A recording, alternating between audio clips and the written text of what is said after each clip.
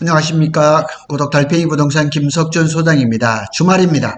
오늘 SK 하이닉스가 HBM4 설비를 투자를 하는데 좀 고심을 하고 HBM3E는 생각보다 수요가 늘어날 것이라, 길어질 것이라는 그 얘기가 나왔습니다. 이 얘기가 왜 나왔냐면, 자, 여기입니다. 엔비디아가 지금 계속 질주를 하고 좋은 실적을 하고 있지만, 이 딥시크의 영역, 딥시크가 등장을 하면서 이 고성능 AI 칩의 수요가 좀 줄어들지 않을까 하는 전망이 나옵니다. 그 다음에 관세라든가, 반도체 관세는 아마 트럼프가 매기지는 못할 거예요. 그러나 수출 규제 리스크, 그러니까 트럼프 정부가 중국의 반도체 시장을 자꾸 규제를 하다 보니까 지금 엔비디아 같은 경우도 전체 매출의 17%가 중국에서 나오고 있고, 삼성전자도 지금 중국 수출이 1등입니다. 그리고 2등이 미국입니다. 그래서 오늘은 SK 이야기를 하는 것 같지만 사실은 삼성전자 얘기입니다. 자, 여기 한번 보시겠습니다.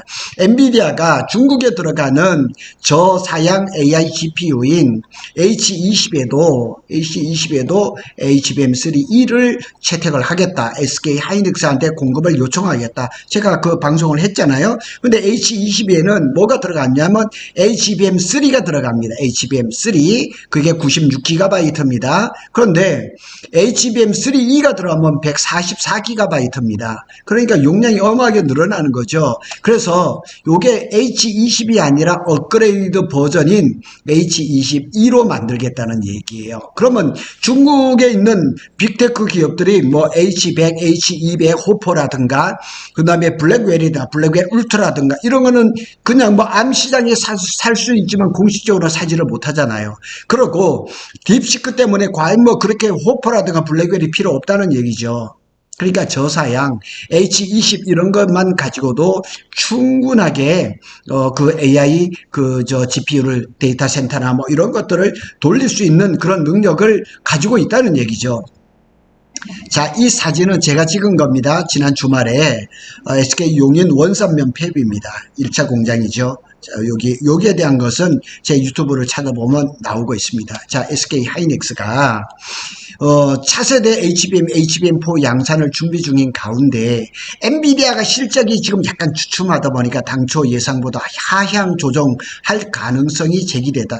가능성이에요. 이게 이 말대로, 이 기사대로 가지는 않을 가능성도 많겠죠. 그래서 중국 딥시크가 이제 등장한 이후로 중저가형 하드웨어, 이게 굉장히 중요해진 거죠. 비용을 적게 들이고 미국 빅테크들이 만드는 그런 AI 그런 GPU 이런 것들을 그만 성능을 능가하고 이러다 보니까 이게 지금 HBM4가 필요하냐? 이렇게 얘기가 될 수도 있는 거죠. 그래서 이 범용성이 높은 HBM3E, 그러니까 HBM 중에서도 가장 활발하게 지금 수요가 많은 것이 HBM3E입니다. 8단, 12단입니다. 그리고 HBM4는 뭐 아직까지 샘플이 제공이 돼서 지금 뭐 품절 인증 중이니까 아직까지 그거에 대한 시장성에 대해서는 아직까지는 모르는 거죠. 특히나 엔비디아가 블랙웰을 만들었는데 작년 4분기부터 발열이라든가 뭐 이런 데서 아직까지 클리어하게 해결이 되지 않은 것 같아요. 그래서 이 범용성이 높은 HBM3E가 오랫동안 조금 지속이 될 거예요. 오랜. 이게 뭐 몇 년 이런 것은 아니고요. 우리가 생각했던 것보다 조금 오래 가지 않을까 이렇게 생각이 되는 거죠. 그래서 어제 제77기 SK 하이닉스의 주주총회에서도 광노정 사장이 딥시크 영향을 얘기를 했어요. HBM 수요가 둔화가 있을 거라고 시장에서 얘기하지만 없을 거라고 얘기를 해버린 겁니다. 그럼에도 불구하고 아직까지는 약간의 리스크가 있는 거 아닌가 이런 생각이 듭니다. 올해 하반기부터 SK 하이닉스는 HBM4 양산을 들어갑니다. 삼성전자도 양산을 할 겁니다. 그리고 엔비디아는 이 HBM4를 루빈에다 장착을 할 거죠. 그죠? 루빈에다 하고, 그 다음에 또, 뭐, 파이만, 여기도 이제 엔비디아가 그 일정을 좀 했는데, 이 일정을 먼저 얘기하기 전에, 초고성능 제품이 HBM4보다 범용성이 높은 HBM3E가 매출 비중이 더 높을 것이라는 거예요. 그러면서 HBM4 설비 투자 확대를 보수적인 접근으로 선택할 것이라는 얘기가 나오고 있습니다. 보수적인 선택이라는 거는 이거를 좀 눈치를 봐가면서 상황을 봐가면서 하겠다는 얘기죠. 엔비디아가 GPU 시리즈의 로드맵을 딱 이제 발표를 했는데 여기 지금까지 여기입니다. 블랙웰입니다. HBM3 8단이 8개가 들어갑니다. 그리고 이제 블랙웰 울트라가 이제 또 나오죠. 여기는 HBM3 12단이 12개가 들어가는 거죠. 용량이 이거보다 50%가 늘어나고 개수도 50%가 늘어나는 거죠. 그리고 이제 HBM4 12단이 아마 하반기 아마 4분기 정도가 되지 않을까 루빈이 나오죠. 여기는 8개가 들어갑니다. 그리고 이게 내년이 되겠죠. 루빈 울트라가 나오겠죠. 여기는 HBM4 16단입니다. 이게 12개가 들어갑니다. 어마하게 들어가죠. 그리고 이제 이건 28년입니다. 파이만입니다. 파이만이 HBM5가 될 건데 이게 16단이 될지 20단이 될지는 이거는 좀 더 두고 봐야 됩니다. 사실 이렇게 여기는 초고성능의 AI GPU란 말이에요. 그런데 지금 중국이 필요한 거는 이런 것이 아니에요.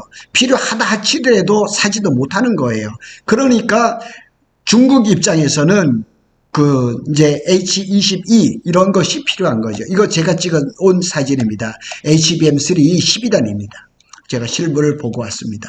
그래서 SK 하이닉스의 이제 광노동 사정이 어제 정기 주주총회에서 딥시크의 AI 연산 효율 최적화로 고사양 내지는 고용량 AI 메모리 제품 수요가 둔화될 것이라는 우려가 있었던 것은 사실이다.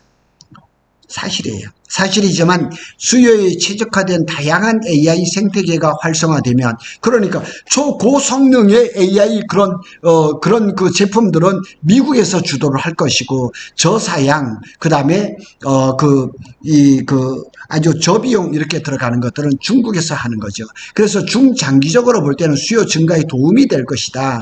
그래서 HBM4 시설 투자는 수요와 시황을 봐가면서 하반기의 양산 진행에 따라서 고객사들과 협의할 것이다. 이렇게 얘기를 하는 거예요. 그러니까 이 AI 시장이 크게 보면 미국의 이제 아주 고사양, 아주 첨단의 이런 제품들, 그 다음에 이제 블랙웰이라든가 GB200이라든가 이런 것들이 이제 중심이 될 것이고, 중국은 딥시크라든가 이렇게 가성비 있는 그런 것들이 주류를 이룰 거라는 얘기죠. 그러니까 HBM 시장이 딱 갈라지는 거죠. HBM3E, 12단, HBM4는 이런 것들은 미국으로 가겠지만은 HBM3 8단 이런 것들은 중국향으로 가는 H22에 들어간다는 얘기죠. 그래서 엔비디아도 여기 이렇게 탁 하면서 하이닉스에 요청을 했어요. 저는 이거를 보면서 삼성전자가 좋아질 거예요. 왜냐하면 HBM3 콜 통화를 되면 HBM4가 빨리 진행이 되면은 이거를 시장을 여기서 이렇게 수익을 올릴 그런 시간 여유가 없어요. 그런데 지금 주춤하고 있거든요. 그래서 빅테크의 엔비디아 최신 제품 채용이 더 보수적인 분위기로 돌아서자 기존 범용 HBM3E의 수요가 더 오래 지속될 것이라는 전망이 힘을 얻기 시작했다는 얘기예요. 그리고 딥시크가 있잖아요. H22가 있잖아요. 그러다 보니까 삼성전자가 조금 사업에 조금 좋아지지 않을까 이런 생각이 듭니다. 그래서 SK 하이닉스의 정통한 관계자가 이렇게 내부적으로는 HBM3E에 대한 수요가 당초 기대보다 오래 갈 수 있다. 이런 얘기. 그 다음에 이제 SK 하이닉스 입장에서는 HBM4가 빨리 안 와도 비장의 무기가 하나 있어요. HBM3 16단 제품입니다. SK 하이닉스는 상반기 중으로 HBM3 16단을 제품을 내놓겠다는 거예요. 그래서 내심 킬러 제품이 되지 않을까. 왜 킬러 제품이 되느냐? 삼성전자는 이 16단을 만들었어요. 샘플만 만들어서 주요 고객사 엔비디아에게 납품을 하고 이 상용화될 가능성, 시장성은 없다 보고 딱 접었습니다. 마이크로는 16단 안 만들었어요. 그래서 만일 SK 하이닉스가 16단 제품이 이게 시장성이 있다 그러면 킬러 제품이 될 것은 분명한 거죠.